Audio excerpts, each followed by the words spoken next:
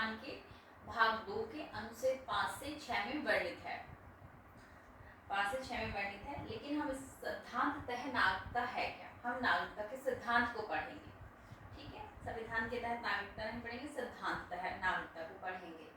नागरिकता का विचार आया कहाँ से? व्यक्ति कर्तव्य, निष्ठा, दायित्व राज्य को समर्पित करता है। जब व्यक्ति कर्तव्य, निष्ठा और दायित्व को राज्य को समर्पित करता है तो राज्य उसे क्या देता है? एक संरक्षण देता है, और वो संरक्षण देने की प्रक्रिया ही क्या होती है? नागरिकता। जैसे आज के डेट में कौन किस देश का नागरिक है, कैसे साबित होगा? किसी के पास वोटर कार्ड, पैन कार्ड, आधार कार्ड, ये सारी चीजें हमको बताती हैं कि वो उस देश का नागरिक है, जिसके पास उस देश के वोटर कार्ड, पैन कार्ड या फिर आधार कार्ड है। तो ये किसने दी? राज्य ने दिए। राज्य ने कब दिए? जब व्यक्ति ने अपना समर्पण राज्य को समर्पित किया। राज्य द्वारा व्यक्ति को संरक्षण प्रदान करने का निर्णय कमिटमेंट ही क्या है?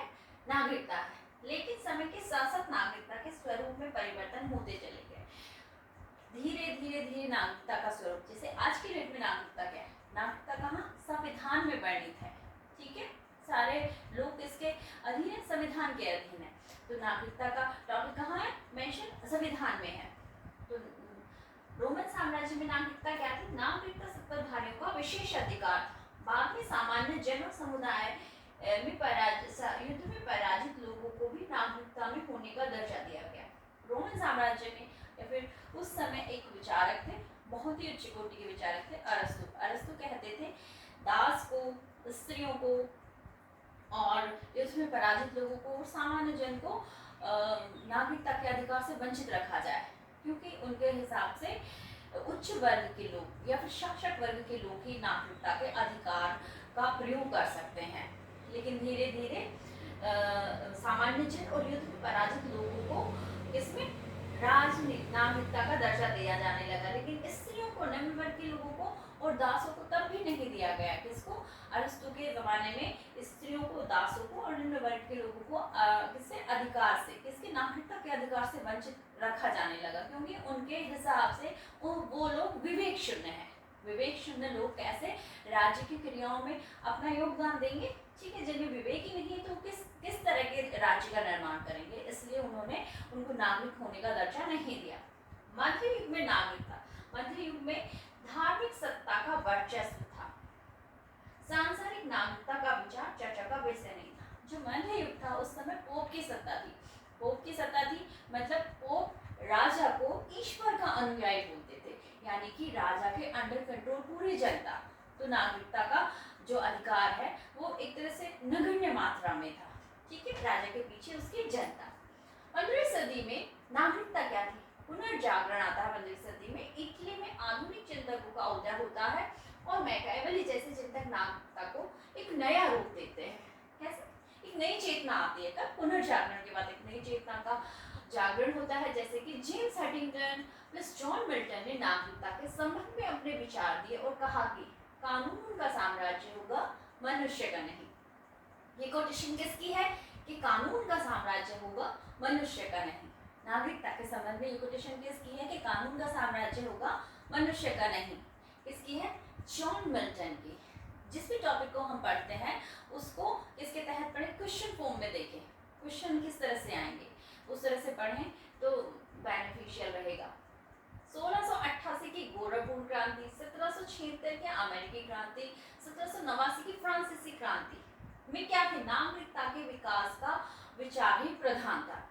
अब इस तरह से क्वेश्चन क्रोनोलॉजी में भी आ सकते हैं या फिर सही मिलान कीजिए में भी आ सकते हैं। तो हर टॉपिक को हमें किस तरह से पढ़ना है? हर टॉपिक को किस तरह से पढ़ना है? क्वेश्चन की फॉर्म में पढ़ना है। ठीक है, स्वतंत्रता, समानता, भ्रातृत्व के भाव की घोषणा हुई कब? फ्रांसीसी क्रांति में। फ्रांसीसी क्रांति रूसों के विचारों के दिन थी। अब हम क्वेश्चन ये भी बन सकता है कि फ्रांसीसी क्रांति किसके विचारों के दिन थी? रूसों के, अरस्तु के, प्लेटो के या लॉस एंजेलिस के? तो हमें आता हो तो हम तुरंत लिखेंगे किसके? रूसों के विचारों की का परिणाम था कौन सी? फ्रांसीसी क्रांति। 19वीं सदी में नागरिकता का विकास, जैसे उदारवाद के जन्म के साथ साथ संबंधों का विकास हुआ, जिसमें नागरिकता की धारणा को बल दिया। ठीक है, नागरिकता प्रभावशाली हुई। ठीक है, तो सिद्धांत है नागरिकता का उदारवादी सिद्धांत, नागरिकता का स्वेच्छातंत्रवादी सिद्धांत, नागरिकता का समुदायवादी सिद्धांत, नागरिकता का मार्क्सवादी सिद्धांत और नागरिकता का बहुलवादी सिद्धांत। हम देखिए कौन से 5 पॉइंट है, 5 सिद्धांत है नागरिकता के। कितने सिद्धांत है? सिद्धांत है 5 सिद्धांत, या फिर हम ये कह सकते हैं कि नागरिकता के सिद्धांत को कितने सिद्धांतों में वर्णित किया गया? 5 सिद्धांतों में।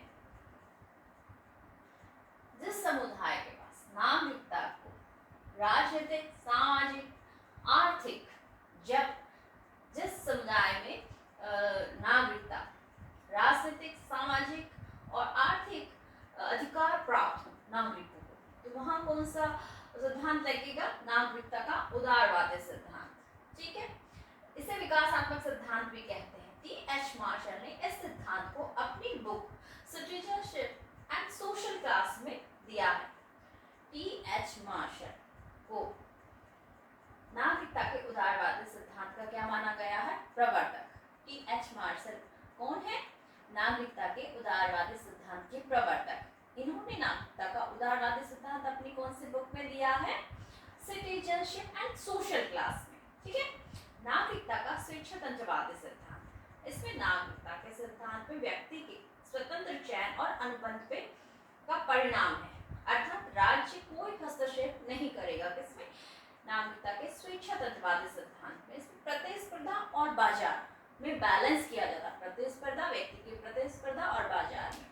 ठीक है, कंपटीशन का जमाना एकदम। ठीक है, इसके विचारक कौन है? प्रवर्तक कौन है इसके? Robert Nozick.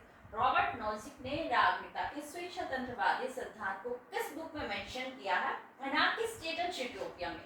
रॉबर्ट नॉजिक ने अपनी book anarchy state and utopia में राजनीति विज्ञान के नागरिकता के स्वेच्छातंत्रवादी सिद्धांत को क्या किया है? मेंशन किया है। नागरिकता का समुदायवादी सिद्धांत, इसमें नागरिकता, इस सिद्धांत को गणतंत्र कार्य सिद्धांत भी कहते हैं। नागरिकता के किस सिद्धांत को गणतंत्र कार्य सिद्धांत भी कहते हैं? समुदायवादी सिद्धांत को। ठीक है, व्यक्ति प्लस समुदाय में सुदृढ़ बंधन, जब व्यक्ति में और समुदाय में, ठीक है, जब संबंध सुदृढ़ होंगे तो वहां कौन सा नियम लगेगा? नागरिकता का समुदायवादी सिद्धांत। ठीक है, इसके प्रवर्तक हैं हन्ना आरेंट, बेंजामिन बार्बर और वॉल्जर। हन्ना आरेंट, बेंजामिन बार्बर और वॉल्जर, ये क्या है? नागरिकता के समुदायवादी सिद्धांत के प्रवर्तक। ठीक है, अब रूसो ने अपनी बुक में नागरिकता के समुदायवादी सिद्धांत को मेंशन किया। किस बुक में? सोशल कॉन्ट्रैक्ट में। रूसो की बुक आई सोशल कॉन्ट्रैक्ट, उसमें उन्होंने नागरिकता के सिद्धांत को, कौन से सिद्धांत को? समुदायवादी सिद्धांत को मेंशन किया। किसमें? सोशल कॉन्ट्रैक्ट में। अब नागरिकता का मार्क्सवादी सिद्धांत, जब वर्ग संघर्ष में समुदाय की जीत होती है तो नागरिकता का मार्क्सवादी सिद्धांत अप्लाई होता है वहां पे। जब वर्ग संघर्ष में समुदाय और इसमें समुदाय और वर्ग संघर्ष में समुदाय की जीत होती है। ठीक है, नागरिकता का मार्क्सवादी सिद्धांत कहाँ लगेगा? जब वर्ग संघर्ष में शासक होता है, एक समुदाय होता है, तो शासक के अलावा जो समुदाय होता है उसकी जीत होती है, तो वहां पे कौन सा सिद्धांत अप्लाई करेंगे हम? नागरिकता का मार्क्सवादी सिद्धांत। ठीक है, वर्ग संघर्ष जहाँ पे भी आ जाता है वहां मार्क्सवाद का सिद्धांत लगेगा। ठीक है, इसके प्रवर्तक कौन है? एंथनी गिल्टनेस। अब नागरिकता का बहुलवादी सिद्धांत, नागरिकता का विचार एक जटिल और बहुलवादी प्रक्रिया है। नागरिकता का बहुलवादी सिद्धांत क्या कहता है? नागरिकता एक जटिल और बहुलवादी प्रक्रिया है। डेविड हेल्ड ने अपनी book political theory and the modern state, David Held ने political theory and modern state में नागरिकता के बहुलवादी सिद्धांत को मेंशन किया है। ठीक है, यानी अधिकार प्लस कर्तव्य। जब व्यक्ति अधिकार और कर्तव्य मिल जाते हैं, जब व्यक्ति के अधिकार और कर्तव्य मिल जाते हैं तो वहां पे नागरिकता का बहुलवादी सिद्धांत लगता है। ठीक है, ऐसा कौन कहते हैं? डेविड हेल्ड अपनी book political theory and modern state में। ठीक है, व्यक्ति, कर्तव्य, समुदाय और अधिकार, जब ये सब टोटल एक साथ मिल जाते हैं तो वहां पे व्यक्ति को नागरिकता दे दी जाती है बहुलवादी सिद्धांत के तहत। ठीक है, अब एंथनी गिल्टनेस ने, जो कि मार्क्स समाजवादी सिद्धांत के प्रवर्तक के थे, उन्होंने इसकी आलोचना की, बहुलवादी सिद्धांत की। ठीक है, आज के लिए इतना ही, धन्यवाद।